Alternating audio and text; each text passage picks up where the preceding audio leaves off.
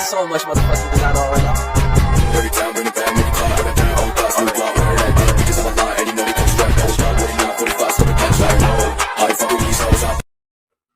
Om Swastiastu. Assalamualaikum warahmatullahi wabarakatuh. Salam nama budaya, salam sejahtera untuk kita semua, dan salam harmoni. Perkenalkan, nama saya Kadek Dian Bella Irmayanti dengan NIM 22061044. Baik, di sini saya akan menjelaskan mengenai anatomi panggul. Sebelum memasuki anatomi panggul, perlu kita ketahui bahwa panggul terdiri atas dua bagian. Yang pertama adalah bagian keras yang dibentuk oleh tulang dan bagian yang lunak yang dibentuk oleh otot-otot tulang dan ligamen. Selanjutnya adalah jenis-jenis panggul. Ada 4 jenis panggul. Yang pertama adalah ginekoid. Ginekoid adalah bentuk panggul yang paling umum dimiliki oleh para wanita karena bagian rongga dalamnya berbentuk seperti oval. Dan yang kedua adalah android. Android adalah bentuk panggul yang menyerupai segitiga atau berbentuk seperti hati. Dan yang ketiga adalah anthropoid. Anthropoid adalah bentuk depannya yang lonjong menyerupai seperti telur. Dan yang terakhir adalah platypeloid. Platypeloid adalah panggul dengan bentuk oval yang memipih. Nah, selanjutnya kita masuki ke rangka panggul. Terdapat 5 macam rangka panggul. Yang pertama itu ada sacrum, kedua ada ilium, ketiga ada ischium, keempat ada pubis, kelima ada coccygeus atau tulang ekor. Nah, sebenarnya coccygeus ini juga terdapat dalam sacrum karena sacrum ada 5 buah ruas ditambah dengan coccygeus yang tadi. Selain itu, di dalam sacrum juga terdapat tulang yang menonjol yang disebut dengan promontorium.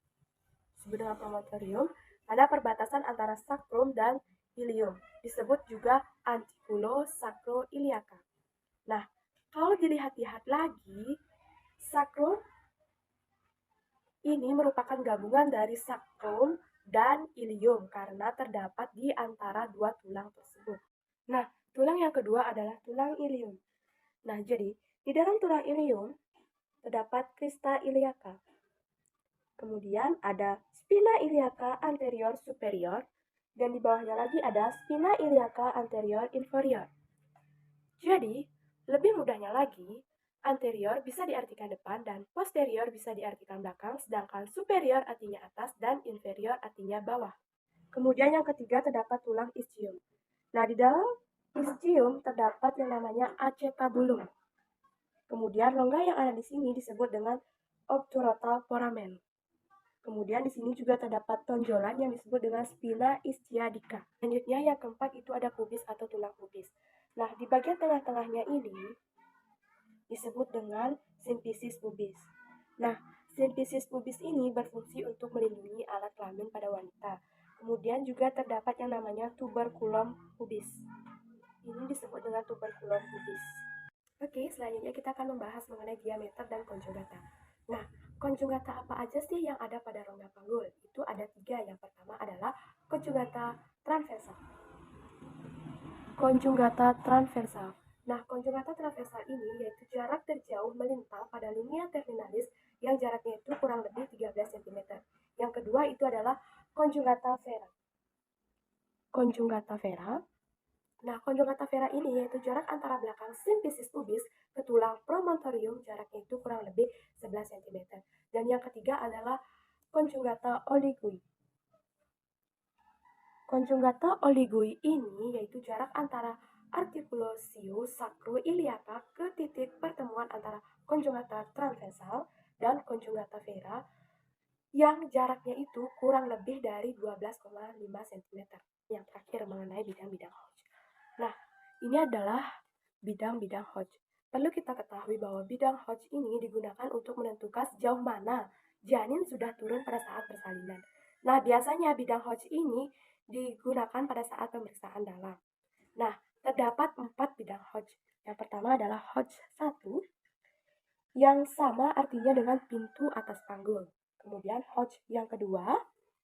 Hodge yang kedua ini sejajar dengan Hodge 1 melalui pinggir bawah symphysis.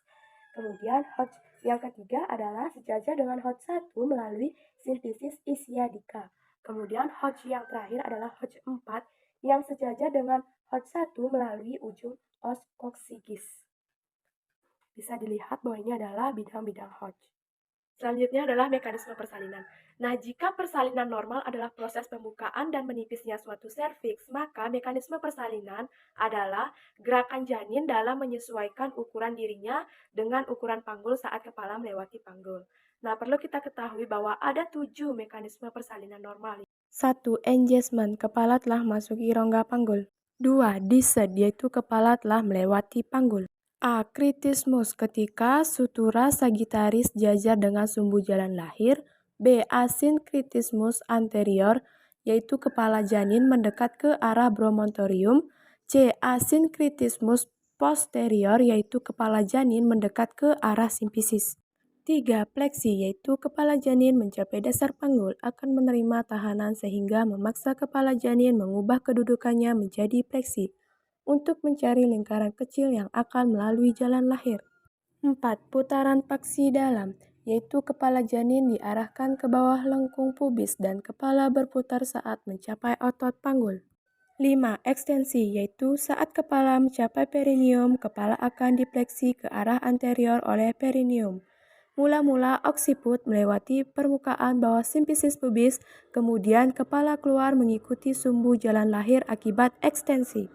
6. Putaran paksi luar, yaitu kepala lahir dengan oksiput anterior, bahu harus memutar secara internal sehingga sejajar dengan diameter anterior-posterior.